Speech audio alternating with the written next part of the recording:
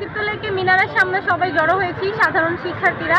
আমরা শুকনা খাবার অথবা যেই সব জিনিস প্রয়োজনীয় জিনিসগুলো আমরা নিচ্ছি বন্যার্ত মানুষদের জন্য, কারণ আমরা জানি বাংলাদেশের কিছু অঞ্চলে কিছু জেলায় বন্যার যে পানির কারণে সবাই বন্যা কবলিত হয়েছে, বন্যার সম্মুখীন হচ্ছে। অনেক মানুষ আটকা পড়ে আছে, অনেক মানুষ খাবার পাচ্ছে না, জামা কাপড় পাচ্ছে না। সোশ্যাল মিডিয়ায় দেখলাম যে ছোট বাচ্চারা পানির মধ্যে ঠান্ডায় তারা কাঁপছে। তো আমরা ছোট বাচ্চাদের জামা কাপড়ও নিচ্ছি। এখানে শুকনা খাবার যেগুলো আমরা তো জানি যে বন্যার সম্মুখীন হলে শুকনা খাবারগুলো বেশি বেশি লাগে।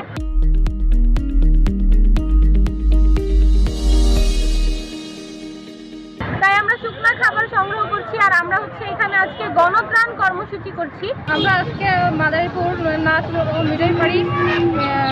মিডল পাড়ি কলেজ থেকে আসছি।